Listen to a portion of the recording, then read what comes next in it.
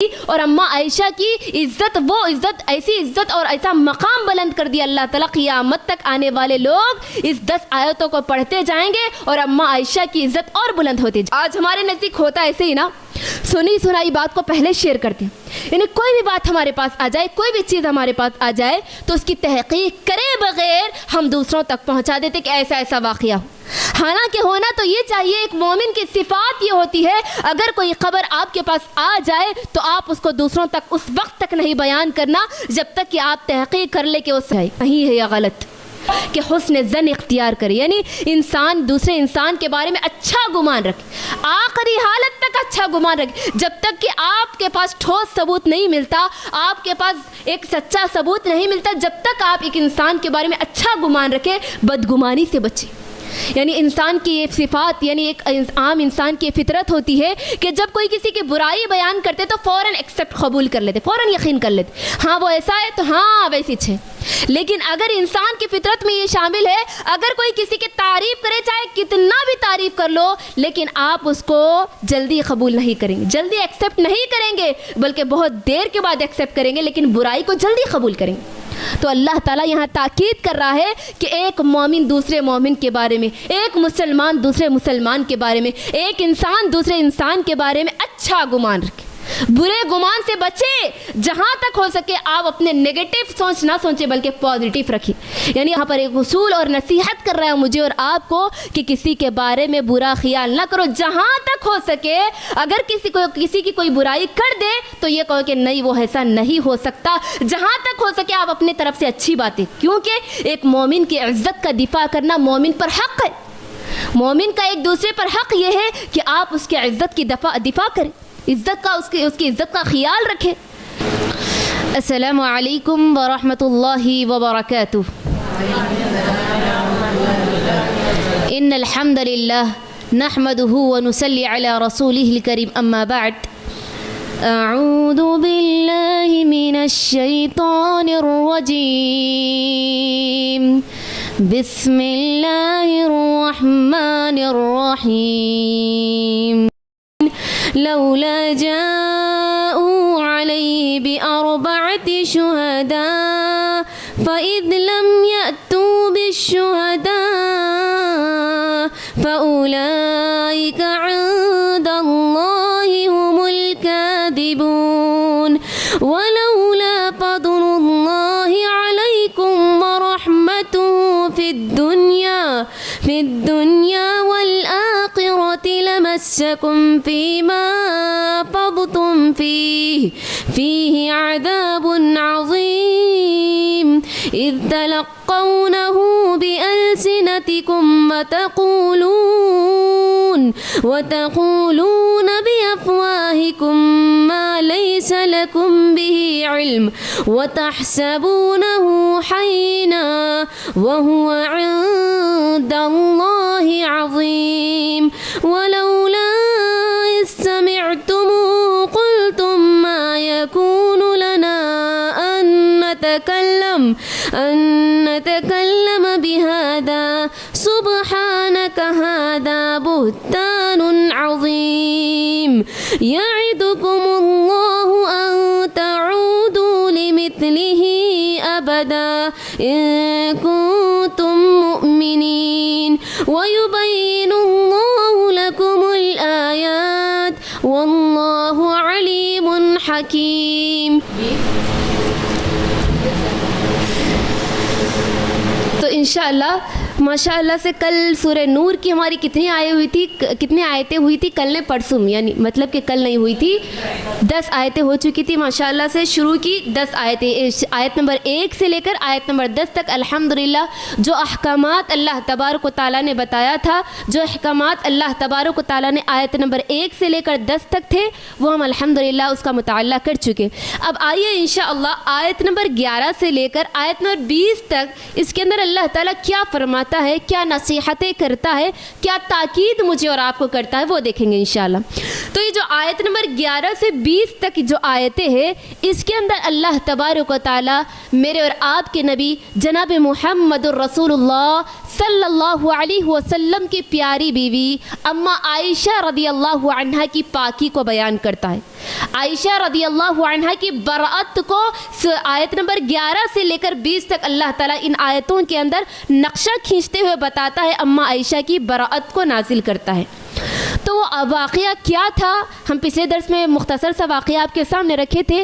تو پہلے یہ دیکھتے ہیں کہ اماں عائشہ رضی اللہ عنہا پر تہمت کا وہ واقعہ کیا تھا جو منافقوں کی طرف سے عائشہ رضی اللہ عنہا پر لگایا گیا تھا، جس کی وجہ سے اللہ تعالیٰ نے آیت نمبر 11 سے لے کر آیت نمبر 20 تک نازل کر دیا۔ تو آئیے حضرت عائشہ رضی اللہ عنہ خود یہ واقعہ بیان کرتی ہے، یعنی حدیث ہے، حضرت عائشہ رضی اللہ عنہ خود واقعہ بیان کرتے ہوئے کہتی ہے کہ اللہ کے نبی صلی اللہ علیہ وسلم کا معمول تھا، یعنی اللہ کے نبی صلی اللہ علیہ وسلم کا یہ معمول تھا کہ جب بھی آپ سفر میں جاتے، کسی غزوے کے لیے جاتے، کسی جنگ لڑنے کے لیے جاتے، تو آپ اپنی بیویوں میں سے کسی ایک بیوی کو ساتھ لے جاتے۔ اور اس وقت قرعہ ڈالا گیا اور اس قرعے کے اندر حضرت عائشہ رضی اللہ عنہا کا نام نکلا، تو اماں عائشہ کو لے کر کے آپ سفر میں گئے، یعنی غزوے میں گئے۔ اب جیسے ہی غزوے میں گئے، یعنی جنگ میں گئے، جنگ ہونے کے بعد جب آپ جنگ سے واپس ہو رہے تھے، یعنی غزوہ بنو المصطلق، کون سی جنگ تھی یہ؟ غزوہ بنو المصطلق میں گئے تھے آپ، یعنی یہ جو واقعہ تھا غزوہ بنو المصطلق 6 ہجری میں واقع ہوا نا۔ تو یہ غزوے سے آپ واپس ہو رہے تھے، تو واپسی میں ہوا ایسا کہ آپ کا لشکر جو آپ کا قافلہ تھا ایک جگہ پہ پڑاؤ ڈالا، یعنی آرام کے لیے یا پھر حاجت کے لیے پڑاؤ ڈالا گیا۔ تو وہاں پر جب قافلہ رکتا ہے تو وہاں پر قافلہ رکنے کے بعد عائشہ رضی اللہ عنہا اپنی سواری سے اتر کر بیت الخلاء کے لیے جاتی، یعنی حاجت کے لیے جاتی ہے۔ عائشہ رضی اللہ عنہا جیسے ہی قضائے حاجت کے لیے جاتی ہے تو وہاں پر ان کا ہار گم ہو جاتا ہے۔ جب وہ واپس آتی ہے اپنی یعنی واش روم سے ہو کر کے آتی ہے تو دیکھتی ہے کہ ہار تو گم گیا ہے۔ تو اب اماں عائشہ سوچتی ہے کہ یہ ہار تو بہت قیمتی ہے، تو پھر واپس پھر جاتی ہے وہیں پر، یعنی جہاں پر وہ واش روم کے لیے گئی تھی پھر واپس وہیں پر جاتی ہے۔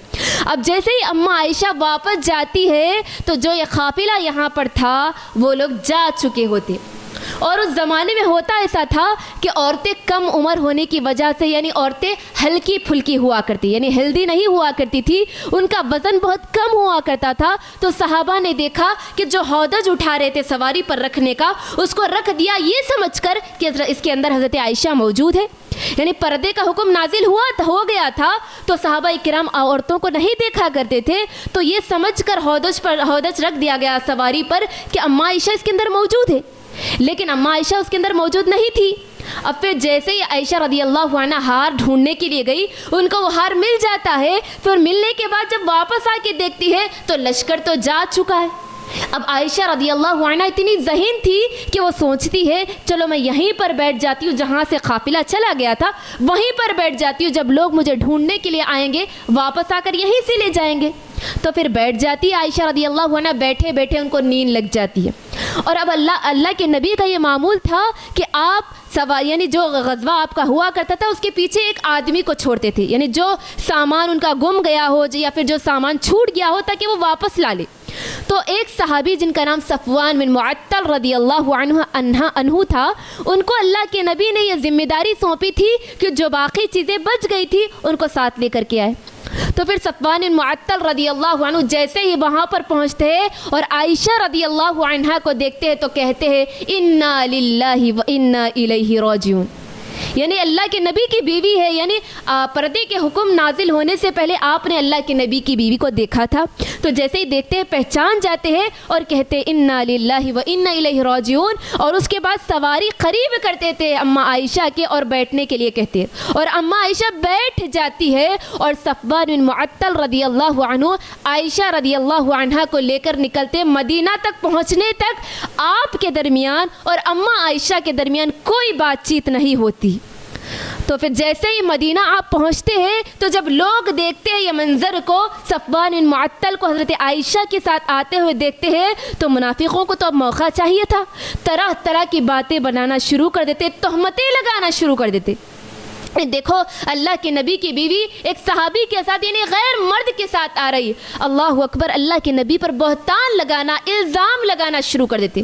اور جو اس الزام کے اندر بہت بڑا سرغنہ تھا وہ عبداللہ بن ابی، منافقوں کا سردار تھا، جو مسلمانوں کو طرح طرح کی باتیں کر کے بھڑکاتا تھا، یعنی اماں عائشہ کے خلاف اور باتیں کر کے مسلمانوں کو بھڑکاتا تھا تاکہ مسلمان بھی یہ الزام لگانے میں شامل ہو جائے۔ طرح طرح کی باتیں بنانے لگے، اللہ کے نبی کی پیاری بیوی پر الزام لگا، بد چلن کا الزام لگانے لگے، تہمتیں لگانے لگے۔ اب اللہ کے نبی جیسے ہی یہ خبر سنتے بڑے پریشان ہوتی۔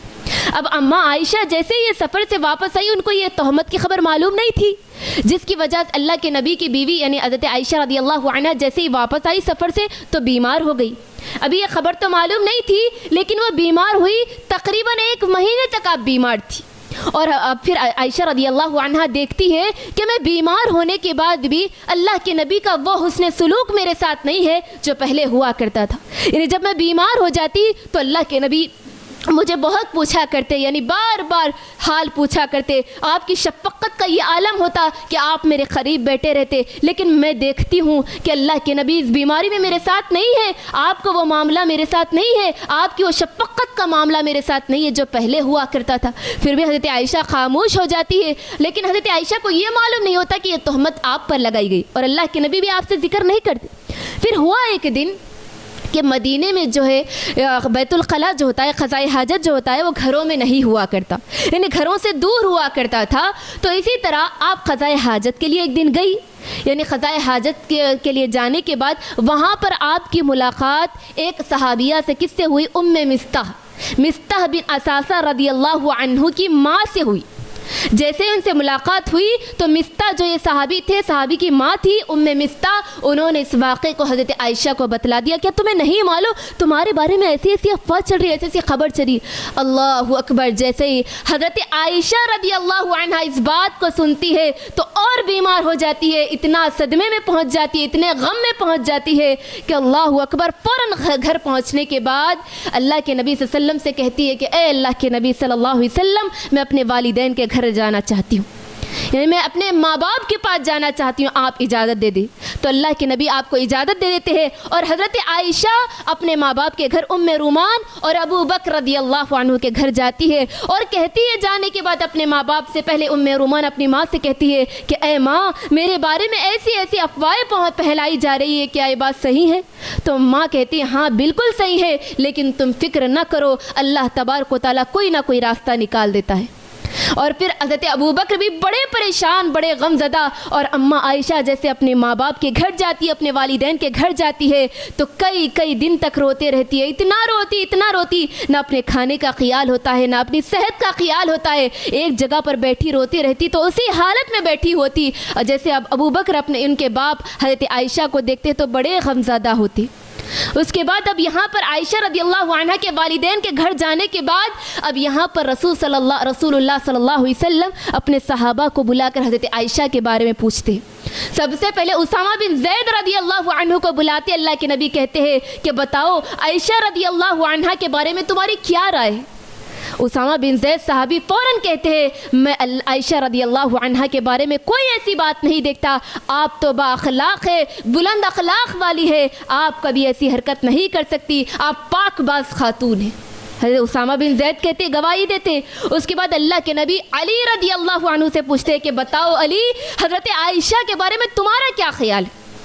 علی رضی اللہ عنہ کہتے ہیں کہ اے اللہ کے نبی، اللہ تعالیٰ نے آپ کے لیے تنگی نہیں کی ہے، آپ کے پاس دوسری بیویاں بھی موجود ہیں، یعنی آپ پریشان مت ہوئیے، آپ کے پاس دوسری بیویاں بھی موجود ہیں، آپ پریشان کیوں ہو رہے ہیں؟ اور پھر علی رضی اللہ عنہ کہتے ہیں کہ عائشہ کے بارے میں پوچھنا ہے تو ان کی گھر کی خادمہ کو بلا کر پوچھو، اسی لیے کہ گھر میں جو کام کرنے والیاں ہوتی ہے، خادمہ ہوتی ہے، وہ بہتر جانتی ہے گھر کے عورتوں کی حالات کو، اور کہتے ہیں کہ آپ بریرہ کو بلا کر عائشہ کے بارے میں پوچھیے۔ اللہ کے نبی حضرت بریرہ رضی اللہ عنہ کو بلاتے اور کہتے ہیں کہ تم عائشہ کے بارے میں تمہارا کیا خیال ہے، عائشہ کے اخلاق کے بارے میں تمہارا کیا خیال ہے، اس کے کردار کے بارے میں کیا خیال ہے؟ تو بریرہ رضی اللہ عنہ کہتی ہے اللہ کی قسم میں نے عائشہ کے بارے میں ایسی کوئی چیز نہیں دیکھی، ہاں مگر ایک چیز دیکھتی ہوں، تھوڑی سی لاپرواہ ہے، کم عمر ہونے کی وجہ سے آٹا گوندھ کر چھوڑ دیتی ہے اور بکریاں آ کر کھا جاتی ہے۔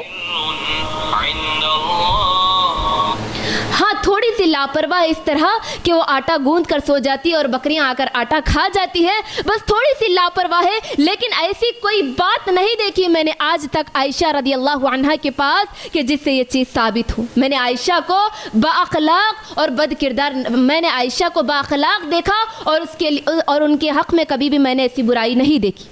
اب آ کر وہ صفائی بیان کر دیتی. اور پھر اللہ کے نبی پھر زینب بنت جحش رضی اللہ عنہا یہ کون تھی؟ اللہ کے نبی کی بیوی تھی. حضرت عائشہ کی کون تھی؟ سوکن تھی. اب آ کر اللہ کے نبی صلی اللہ علیہ وسلم سوکن سے پوچھتے ہیں عائشہ ایک سوکن کا دوسرے سوکن کے بارے میں کیا تاثرات ہے وہ دیکھیے. آ کر زینب بنت جحش سے پوچھتے ہیں کہ بتاؤ عائشہ کے بارے میں تمہارا کیا خیال ہے.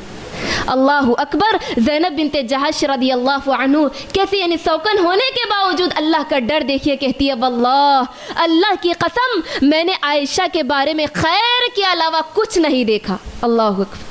جب ایسے جملے اللہ کے نبی عائشہ کے بارے میں سنتے ہیں تو بڑے خوش ہوتے ہیں اور حضرت عائشہ کے گھر تشریف لاتے ہیں. حضرت عائشہ کے گھر تشریف لاتے ہیں. تشریف لانے کے بعد حضرت عائشہ کے سامنے کہتے ہیں, حضرت عائشہ کو بٹھا کر کہتے کہ اے عائشہ تمہارے بارے میں ایسی ایسی خبریں پھیلی, یعنی ایسی ایسی باتیں تمہارے بارے میں لوگ کہہ رہے, تو میں کہتا ہوں کہ تم نے اگر ایسا کام نہیں کیا تو اللہ تمہاری برأت میں قرآن نازل کرے گا یا کوئی ایسی چیز نازل کر دے گا جس سے تم بری ہو جاؤ گی. ہاں اگر تم نے کوئی گناہ کیا, گناہ کا کام کیا تو اللہ سے معافی مانگ لو, اور اللہ جب بندہ کوئی گناہ کرتا ہے تو وہ توبہ کرتا ہے تو اس کے گناہ معاف کر دیتا ہے. حضرت عائشہ ایک شوہر سے اپنے یہ جملے سنتی ہے تو بہت غمزدہ ہوتی. پہلے تو ٹینشن میں بہت زیادہ صدمے میں, پھر اللہ کے نبی ایسی بات کہہ رہے جو میں نے کیا ہی نہیں. اللہ کے نبی سے ایسی بات سنتی ہے, شوہر سے ایسے جملے سنتی ہے تو بہت غمزدہ ہوتی, اور پھر اپنے ماں باپ کی طرف اشارہ کرتی ہے کہ امی جان ابو جان آپ کچھ کہیے, اللہ کے نبی کو میں پاک ہوں یہ بتائیے. تو ام رومان ان کی ماں کہتی ہے کہ میں کیا بتاؤں, وہ تو اللہ کے رسول ہے. پھر ابو بکر رضی اللہ عنہ کہتے کہ میں کیا کہوں, وہ بھی کچھ نہیں کہتے. تو پھر عائشہ رضی اللہ عنہ خود آگے بڑھ کر کہتی ہے کہ تم نے جو چیزیں میرے بارے میں سنی, جو چیزیں میرے بارے میں کہے گئے وہ تمہارے دل میں جم گئے. اگر میں اب کہوں کہ میں پاک ہوں, اللہ تعالیٰ جانتا ہے, تو تم گواہی کو میری قبول نہیں کریں گے, تم میری بات کو قبول نہیں کریں گے. اور ہاں اگر میں یہ کہوں کہ مجھ سے گناہ ہو گیا تو تم قبول کر لو گے. اگر میں کیا کہوں کہ میں نے کچھ گناہ کیا حالانکہ میں پاک ہوں, اللہ جانتا ہے, تم اس بات کو قبول کر لو گی. لیکن میں وہی بات کہتی ہوں اللہ کی قسم جو حضرت یعقوب علیہ السلام, جو یوسف علیہ السلام کے باپ یعقوب علیہ السلام نے مصیبت کے وقت کہا تھا فصبر جمیل واللہ المستعان علی ما تصفون, صبر ہی بہتر ہے, جو تم باتیں بنا رہے ہو اس کے لیے اللہ ہی کافی ہے. بس میں یہی بات کہتی ہوں, یہی جملہ کہتی ہوں. یہ کہہ کر حضرت عائشہ بہت غمزدہ ہوتی ہے اور وہیں پر لیٹ جاتی ہے. تو یہ بات ابھی ختم نہیں ہوتی.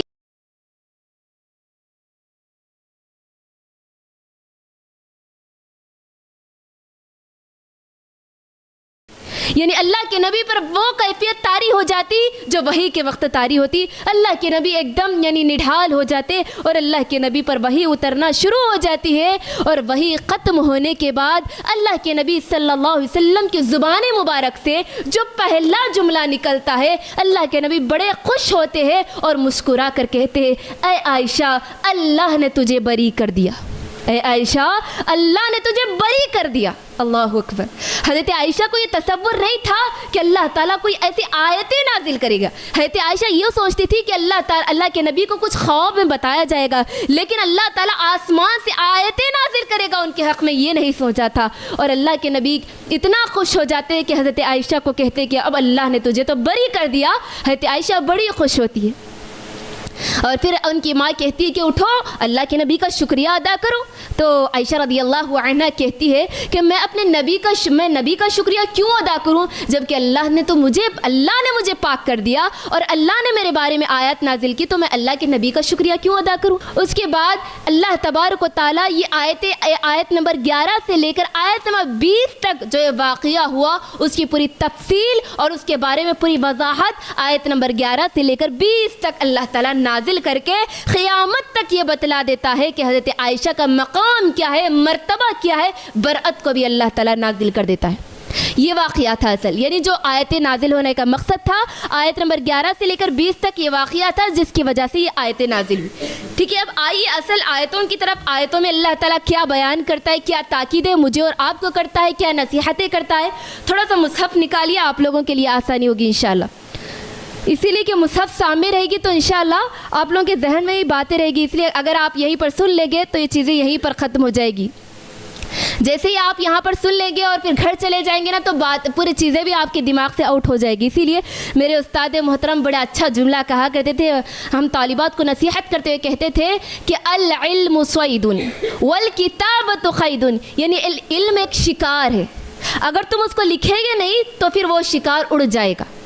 تو تم اس کو اگر قید کرنا ہے تو لکھ لو, جب تم ایک مرتبہ لکھ لو گے تو تمہارے ذہن میں رہ جائے گا. تو لکھنے کا اہتمام کرے, جو زبان آپ کو, جو لینگویج آپ کو آتی ہو اس میں لکھ لیا کرے, تاکہ آپ کے فیوچر میں یہ چیزیں کام آئے گی, اور آپ جب دوسروں کو نصیحتیں کریں گے تو تب بھی آپ کو یہ چیزیں کام آئے گی. تو انشاءاللہ آگے ہم جو اللہ تبارک و تعالیٰ نصیحتیں کر رہا ہے مجھے اور آپ کو, جو تاکید کر رہا ہے وہ دیکھیں گے. آیت نمبر 11 سے دیکھیے اللہ تعالیٰ کیا کہتا ہے, ان الذین جاءوا بالافک عصبۃ منکم لا تحسبوه شرا لکم بل هو خیر لکم لکل امرئ منهم ما اکتسب من الاثم والذی تولى کبرہ منهم له عذاب عظیم. ان الذین جاءوا بالافک عصبۃ منکم, یعنی جو ٹولہ, جن لوگوں نے آپ پر تہمت لگائی تھی وہ تم ہی میں سے ایک ٹولہ تھا. یعنی جو منافقوں میں سے اور جو مسلمانوں میں سے بھی کچھ لوگ یعنی اس بہکاوے کا شکار ہو گئے تھے. تو اللہ تعالیٰ یہاں کیا کہتا ہے کہ جو لوگ تہمت لگائے حضرت عائشہ پر وہ تم ہی لوگوں میں سے ایک ٹولہ تھا. پھر آگے اللہ کیا کہتا ہے, لا تحسبوه شرا لکم بل هو خیر لکم, یعنی اس واقعے کو تم برا نہ سمجھو, جو واقعہ پیش آیا اس کو برا نہ سمجھو. اسی لیے کہ اللہ تبارک و تعالیٰ اس واقعے کے ذریعے عائشہ رضی اللہ عنہا کے مقام کو اور بلند کر دیا, آپ کی برأت نازل کر کے آپ کی عزت کو اور بلند کر دیا. تو تم اس واقعے کو برا نہ سمجھو. اللہ کیا کہہ رہا ہے یہاں پر, لا تحسبوا شرا لکم, تم اس واقعے کو برا نہ سمجھو, ہوا خیر لکم, وہ تمہارے حق میں بہتر ہے. کیوں؟ کیونکہ حضرت عائشہ کی پاکی بیان کر دی اور اماں عائشہ کی عزت, وہ عزت, ایسی عزت اور ایسا مقام بلند کر دیا اللہ تعالیٰ, قیامت تک آنے والے لوگ اس 10 آیتوں کو پڑھتے جائیں گے اور اماں عائشہ کی عزت اور بلند ہوتی جائے. پھر اس کے بعد آگے اللہ تعالیٰ کہتا ہے, لِكُلِّ امْرِئٍ مِّنْهُمْ مَا اكْتَسَبَ مِنَ الْإِثْمِ وَالَّذِي تَوَلَّى كِبْرَهُ مِنْهُمْ لَهُ عَذَابٌ عَظِيمٌ, یعنی ان لوگوں میں سے جس نے اس میں جتنا حصہ لیا اتنا ہی گناہ کمایا. لِكُلِّ امْرِئٍ مِّنْهُمْ مَا اكْتَسَبَ مِنَ الْإِثْمِ, یعنی جو جتنا اس میں بڑھ چڑھ کر اس تہمت میں, اس واقعے میں لوگوں نے حصہ لیا اتنا ہی اس نے گناہ کمایا. یعنی جس کے اندر بڑا ذمہ دار کون تھا, منافقوں کا سردار عبداللہ بن ابی تھا, اس نے تو بڑا گناہ کمایا. لیکن بعض مسلمانوں میں سے 3 صحابہ ایسے تھے, 2 صحابہ اور 1 صحابیہ ایسے تھے جو یعنی ایک بہکاوے کا شکار ہو گئے تھے اور اماں عائشہ پر تہمت اور بہتان لگانے میں وہ بھی شامل تھے. کون؟ مصطح بن اساسہ رضی اللہ عنہ, اور اسی طرح حسان بن ثابت رضی اللہ عنہ, اور تیسرے زینب بنت جہش رضی اللہ عنہ جو اللہ کے نبی کی بیوی تھی, ان کی بہن حمنہ بنت جہش رضی اللہ عنہ, تینوں شامل تھے. تو اللہ یہاں کیا کہہ رہا ہے کہ جو جتنا اس واقعے میں تہمت میں حصہ لیا بڑھ چڑھ کے اتنا ہی اس نے گناہ کما لیا. پھر آگے کہہ رہا ہے اللہ تعالیٰ, والذی تولی کبرہ منہم لہ عذاب عظیم, جو اس حصے کا یعنی جو اس واقعے کا ذمہ دار ہے, جو اس تہمت لگانے میں بڑا ذمہ دار ہے, جو آگے تھا, اس کے لیے تو بڑا عذاب ہے. کون تھا بڑا آگے بڑھ چڑھ کر حصہ لینے والا؟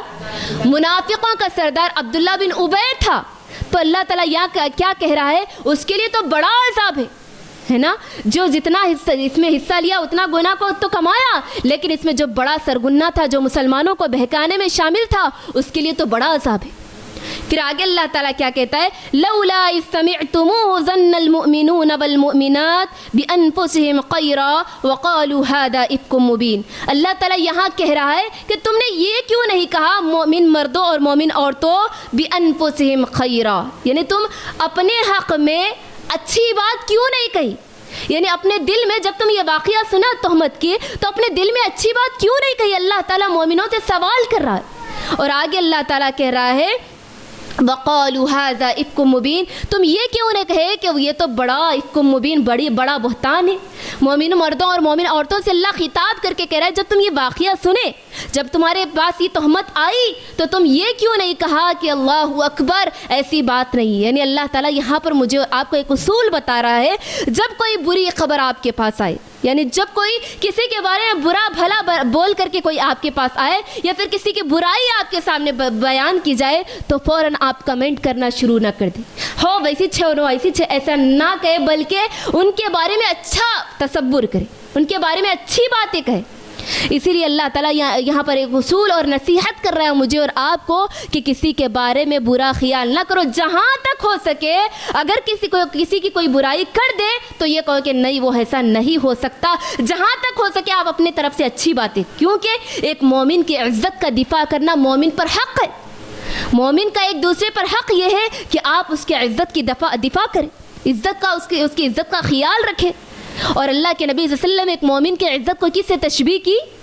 کعبۃ اللہ سے بڑھ کر کہا۔ تو ہونا تو یہ چاہیے کہ جب یہ باتیں تم سنے تھے تو یہ کہنا چاہیے تھا کہ نہیں، اللہ کے نبی کی بیوی یہ پاک دامن ہے اور اللہ کے نبی کی بیوی بدچلن نہیں ہو سکتی، اور یہ ایک ایسی بیوی ہے جس کا انتخاب اللہ تبارک و تعالیٰ نے خود کیا، آپ یہ کہنا چاہیے تھا۔ تو اللہ تعالیٰ مومنوں سے یہاں کہہ رہا ہے کہ تمہارے کو یہ کہنا چاہیے تھا یہ اللہ کے نبی کی بیوی بدچلن نہیں ہو سکتی، اور یہ اللہ کے نبی کی ایسی بیوی ہے جس کو اللہ تبارک و تعالیٰ نے خود سلیکٹ کیا ہے نا۔ اللہ اپنے نبی کے لیے کون پسند کیا؟ حضرت عائشہ کو اللہ تعالیٰ خود پسند کیا، تو تم کیسے سوچ سکتے ہیں کہ حضرت عائشہ ایسا کام کر سکتی ہے؟ تو اللہ تعالیٰ مجھے اور آپ کو یہ نصیحت کرتا ہے، یہ اصول بتاتا ہے کہ جب بھی کوئی کسی کی غیبت کرے آپ کے سامنے، کوئی چغل خوری کرے یا کوئی غلط بات کرے یا تہمت لگائے تو آپ اپنی طرف سے کہہ دیں کہ نہیں ایسا نہیں کر سکتے ہو، ہے نا۔ آپ جہاں تک ہو سکے ان کے بارے میں اچھا گمان کرے، اور ایک مومن کی عزت اس کے دفاع کرنا آپ کا حق ہے۔ اس کے بعد آگے اللہ تعالیٰ ارشاد فرماتا ہے لولا جاءوا علیہ باربعۃ شہداء فاذ لم یأتوا بالشہداء فاولئک عند اللہ هم الکاذبون، یعنی تم نے اب تہمت تو لگائی ہے نا، اللہ کے نبی کی پاک بیوی پہ تہمت لگائی، لگانے کے بعد 4 گواہ کیوں نہ لے آئے؟ اللہ تعالیٰ کہتا ہے کہ اگر تم تہمت لگائے نا تو 4 گواہ کیوں نہ لے کے آئے؟ بِأَرْبَعَةِ شُهَدَاءَ فَإِذْ لَمْ يَأْتُوا، اور تم نے 4 گواہ نہیں لے کے آئے، فَأُولَئِكَ هُمُ الْكَاذِبُونَ، یہی لوگ جھوٹے۔ یہاں اللہ تعالیٰ کھلا بیان کرتا ہے کہ اگر تم تہمت لگائے، واقعی اگر یہ تہمت سچ ہوتی تو تمہارے کو 4 گواہ لانا چاہیے تھا نا، تمہارا کام یہ تھا کہ تم 4 گواہ لانا تھا، لیکن تم نے 4 گواہ نہیں لائے تو یہ سمجھ جاؤ کہ تم ہی جھوٹے۔ اولئک هم الکاذبون، اللہ کہہ رہا ہے کہ تم جھوٹے۔ اللہ اکبر۔ تو یہ سمجھیے کہ جو تہمت لگائے اور پھر خاموش بیٹھ جائے، گواہ بھی پیش نہ کرے، بس انہوں ایسے تہمت لگا کے خاموش بیٹھ جائے، اللہ تعالیٰ ان کے بارے میں کہہ رہا ہے اولئک هم الکاذبون، وہی لوگ اصل میں جھوٹے۔ پھر آگے اللہ تعالیٰ کہتا ہے وَلَوْلَا فَضْلُ اللَّهِ عَلَيْكُمْ وَرَحْمَتُهُ فِي الدُّنْيَا وَالْآخِرَةِ، اگر اللہ کا فضل اور اس کی رحمت تم پر نہ ہوتی دنیا و آخرت میں، لَمَسَّكُمْ فِي مَا أَفَضْتُمْ فِيهِ عَذَابٌ عَظِيمٌ، جو کچھ تم اپنی زبانوں سے باتیں کہہ رہے تھے اس کے بدلے اللہ تبارک و تعالیٰ بڑا عذاب نازل کرتا، یعنی بڑا عذاب آتا۔ یعنی اللہ کے نبی کی پاک بیوی پر جو تم نے تہمت لگائی، جو بہتان تم نے لگایا، جو باتیں تم اپنی زبان سے نکال رہے تھے، اس کے بدلے اللہ تم کو عذاب میں نازل کرتا، لیکن یہ اللہ کا فضل ہے، اس کی رحمت ہے کہ اللہ نے تم کو بچا لیا۔ پھر آگے دیکھیے اللہ تعالیٰ کہتا ہے اِذْ تَلَقَّوْنَهُ بِأَلْسِنَتِكُمْ وَتَقُولُونَ بِأَفْوَاهِكُمْ مَا لَيْسَ لَكُمْ بِهِ عِلْمٌ وَتَحْسَبُونَهُ هَيِّنًا وَهُوَ عِندَ اللَّهِ عَظِيمٌ، یعنی تم اپنی زبانوں سے وہ باتیں ایک دوسرے کو شیئر کر رہے تھے، یعنی وہ باتیں تم ایک دوسرے کو بول رہے تھے اور تم اپنی زبانوں سے ایسی باتیں کر رہے تھے جس کا تم کو علم بھی نہیں، یعنی ایسی باتیں لوگوں کے سامنے بیان کر رہے تھے جس کا تم کو خود علم ہی نہیں، ایسی باتیں لوگوں کے سامنے شیئر کر رہے۔ آج ہمارے نزدیک ہوتا ایسے ہی نا، سنائی بات کو پہلے شیئر کرتے ہیں، یعنی کوئی بھی بات ہمارے پاس آ جائے، کوئی بھی چیز ہمارے پاس آ جائے تو اس کی تحقیق کرے بغیر ہم دوسروں تک پہنچا دیتے کہ ایسا واقعہ ہو۔ حالانکہ ہونا تو یہ چاہیے، ایک مومن کی صفات یہ ہوتی ہے اگر کوئی خبر آپ کے پاس آ جائے تو آپ اس کو دوسروں تک اس وقت تک نہیں بیان کرنا جب تک کہ آپ تحقیق کر لیں کہ وہ صحیح ہے یا غلط۔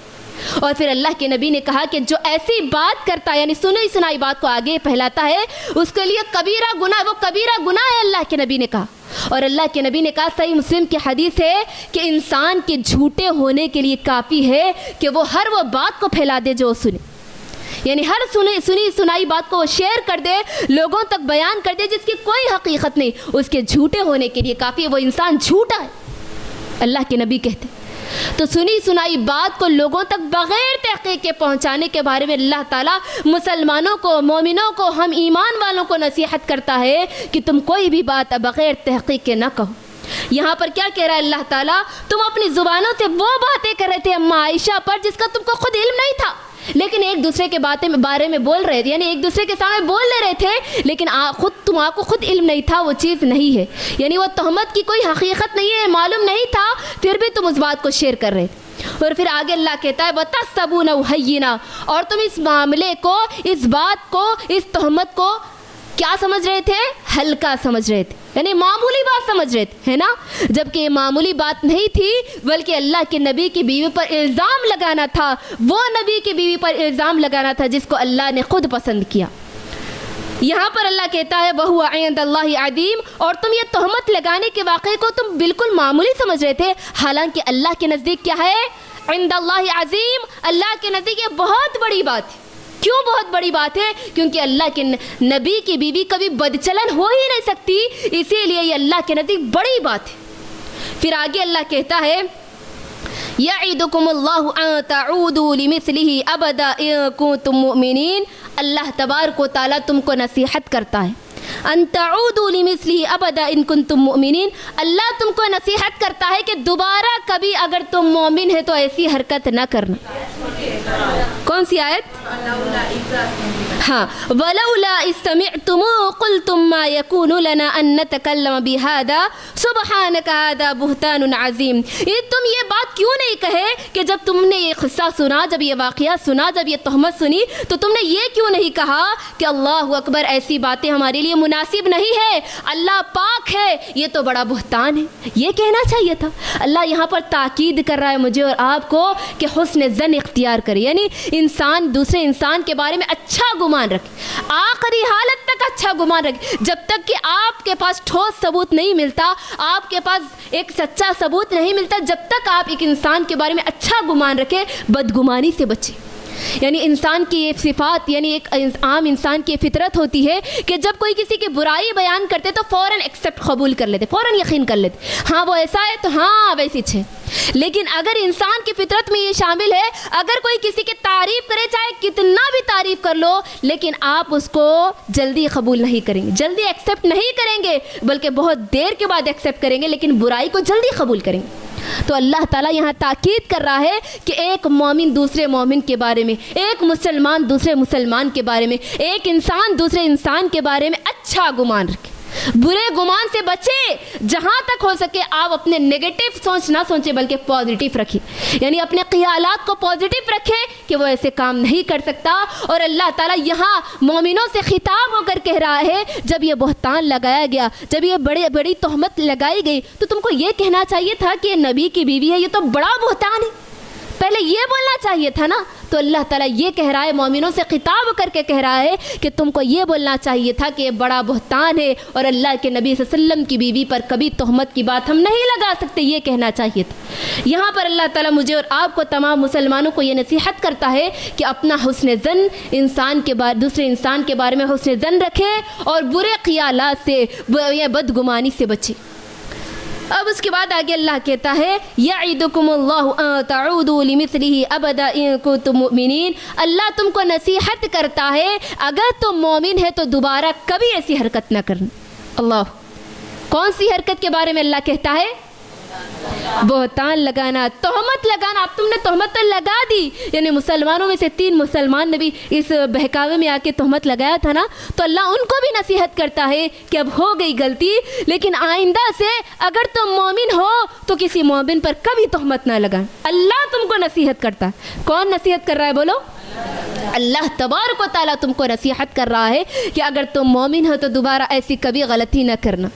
اب اس کے بعد آگے اللہ تعالیٰ کہتا ہے ان الذین یحبون ان تشیع الفاحشۃ فی الذین آمنوا لهم عذاب علیم فی الدنیا والآخرہ واللہ یعلم وانتم لا تعلمون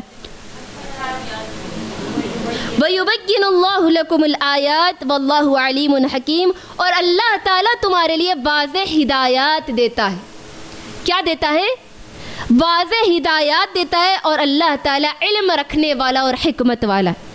پھر آگے اللہ تعالیٰ کہتا ہے کہ بے شک جو لوگ مسلمانوں کے درمیان برائی بے حیائی پھیلاتے، جو لوگ بے حیائی پھیلاتے ہیں مسلمانوں کے درمیان، ان کے لیے دردناک عذاب ہے دنیا کے اندر اور آخرت کے اندر۔ یعنی جو بے حیائی کو پھیلاتے ہیں ماحول میں، مسلمانوں کے درمیان، مومنوں کے درمیان، انسانوں کے درمیان جو بے حیائی کو عام کرتے ہیں، ان کے لیے کیا ہے؟ دردناک عذاب ہے دنیا میں بھی اور آخرت میں بھی۔ پھر آگے اللہ تعالیٰ کہتا ہے اور اللہ تعالیٰ جانتا ہے اور تم کچھ بھی نہیں جانتے۔ یہاں پر اللہ تعالیٰ یہ کہہ رہا ہے کہ برائیوں کو پھیلانا، بے حیائیوں کو پھیلانا، چاہے وہ کسی بھی حالت میں برائی ہو، جیسے بے حیائی تہمت لگانا، دوسروں پر تہمت لگانا اور گواہ پیش نہیں کرنا، یہ بہت بڑی بے حیائی۔ اور اسی طرح بے حیائی زنا کو عام کرنا، جس طرح آج ہمارے پاس موبائل کے ذریعے بہت بڑا فتنہ آج موبائل فون کا ہے۔ یہ موبائل فون، یہ وہ انٹرنیٹ ہے میری بہنوں، جو ہمارے چھوٹے چھوٹے بچے جو ابھی بالغ نہیں ہوئے ان کو بھی اس انٹرنیٹ میں بالغ کر دیا۔ یہ برائیاں، وہ برائیاں دیکھنے لگے ہم اس موبائل فون کے ذریعے، جو برائیاں، جو چیزیں نہیں دیکھنی چاہیے تھی۔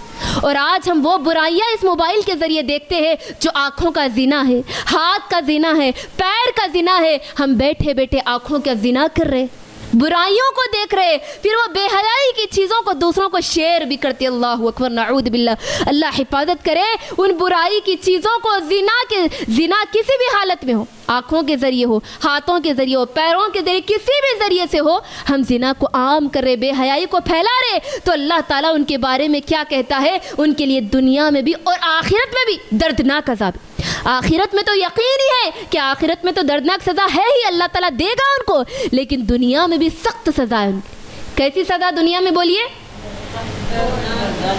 دردناک سزا۔ وہ سزا کسی بھی شکل میں آ سکتی ہے نا، آپ کے اوپر وہ سزا کسی بھی شکل میں آ سکتی ہے۔ آپ کی صحت کو اللہ تعالیٰ تباہ کر دے گا، آپ کے رزق کو اللہ تعالیٰ تباہ کر دے گا، آپ کو مصیبت میں ڈال دے گا، آپ کی بیوی پر مصیبت آئے گی، آپ کے بچوں پر مصیبت آئے گی، اور اسی طرح آپ کے ماں باپ پر مصیبت آئے گی، یا خود کی صحت پر مصیبت آئے گی۔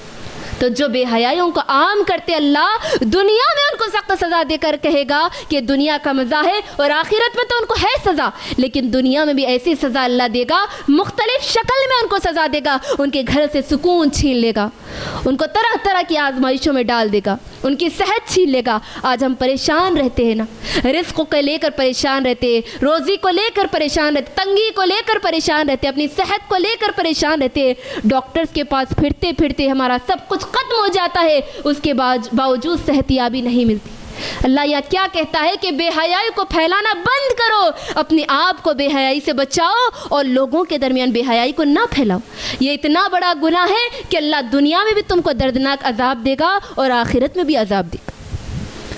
پھر آخر آیت میں اللہ تعالیٰ کہتا ہے وَلَوْلَا فَضْلُ اللَّهِ عَلَيْكُمْ وَرَحْمَتُهُ وَأَنَّ اللَّهَ رَءُوفٌ رَحِيمٌ، اور اللہ کا فضل تم پر نہ ہوتا، اس کی رحمت نہ ہوتی، تو تم اس معاملے کو اللہ پیچیدہ بنا دیتا تمہارے لیے، یعنی یہ معاملہ تمہارے لیے واضح نہیں ہوتا۔ یہ اللہ کا فضل تھا، اس کی رحمت تھی کہ اللہ تعالیٰ، اور تم اور مصیبت میں پڑ جاتے اس مسئلے کے ذریعے، لیکن اللہ نے ان آیتوں کو نازل کر کے واضح کر دیا حضرت عائشہ کی برأت۔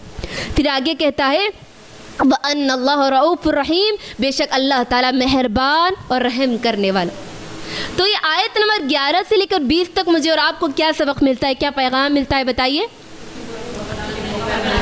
ایک تو 11 سے لے کر 20 تک اللہ تبارک و تعالیٰ نے ایک مکمل واقعے کو کھینچ کر حضرت عائشہ رضی اللہ عنہ کی برأت میں یہ آیت نمبر 11 اور 20 تک نازل کیا ہے نا۔ اور دوسری چیز اللہ نے یہ بتلا دیا، قیامت تک آنے والے لوگوں کے لیے یہ بتلا دیا، یہ نصیحت کی، یہ تاکید کی کہ کسی پر اگر تہمت لگایا، تم نے بہتان لگایا، تو اس کا انجام کیا ہوگا، اور دنیا میں کیا اس کا انجام ہے اور آخرت میں کیا انجام ہوگا، وہ اللہ تعالیٰ نے مجھے اور آپ کو نصیحت کی۔ اور اس واقعے کو لے کر اللہ تعالیٰ نے وہ چیزوں کے بارے میں نصیحت کی جن چیزوں کے بارے میں ہم خواتین کو جاننا بھی حد ضروری، جیسے اللہ تعالیٰ اچھا گمان کی تاکید کر رہا، حسن زن کی تاکید کر رہا برے خیالات سے، اور بد زن سے یعنی لوگوں کے بارے میں برے خیالات سے بچنے کی تاکید کر رہا ہے، اور اسی طرح اچھی خبر پھیلانے کی تاکید کر رہا ہے۔ کئی چیزوں کی اللہ تعالیٰ اس واقعے کو لے کر نصیحت کر رہا ہے۔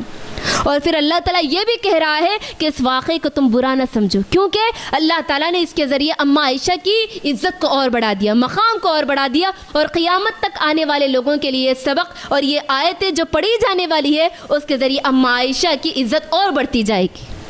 تو ہم نے یہ چیزیں سیکھا انشاءاللہ، اور انشاءاللہ کل کے درس میں آیت نمبر 20 سے لے کر کے آگے تک انشاءاللہ جو احکامات مجھے اور آپ کو بتائے جا رہے، جیسے اللہ تبارک و تعالیٰ شیطان کے بارے میں، اس کے ہتھ کنڈوں کے بارے میں ارشاد فرماتا ہے، اور اسی طرح کن لوگوں سے پردہ کرنا ہے، کن لوگوں سے نہیں، وہ بھی آگے آ رہا ہے، اور اسی طرح پھر ایک بہترین مسئلہ بھی اس کے اندر آ رہا ہے، یعنی جو عورتوں پر تہمتیں لگاتے اس کے بارے میں بھی، اور اسی طرح پھر القبیثات وللقبیثین، ایک اہم مسائل انشاءاللہ کل کے درس میں انشاءاللہ ہم دیکھیں گے۔ آج کے لیے آیت نمبر 11 سے لے کر 20 تک انشاءاللہ یہ یاد رکھیے، اور ان لوگوں تک پہنچائیے اس پیغام کو جن لوگوں تک آپ کو پہنچانا چاہیے، آپ کے پڑوس میں ہو یا آپ کے رشتہ دار میں ہو، یا جن لوگوں تک آپ پہنچ سکتے ہیں ان تک پہنچائیے، اس لیے کہ اللہ کے نبی نے کہا، کیا کہا اللہ کے نبی نے؟ بلغوا عنی ولو آیا، تم پہنچا دو اگرچہ ایک آیت کیوں نہ۔ تو ہم جو بھی پڑھ رہے، جو بھی نصیحتیں سن رہے، اللہ کا پیغام، اللہ کا کلام جو ہم سن رہے وہ لوگوں تک پہنچائے، یہ میرے اور آپ کی ذمہ داری۔ صرف آپ کا آنا، سن لینا اور چلے جانا یہ ذمہ داری نہیں، بلکہ اس کلام کو، اس قرآن مجید کے پیغام کو دوسروں تک شیئر کرنا بھی آپ کی ذمہ داری۔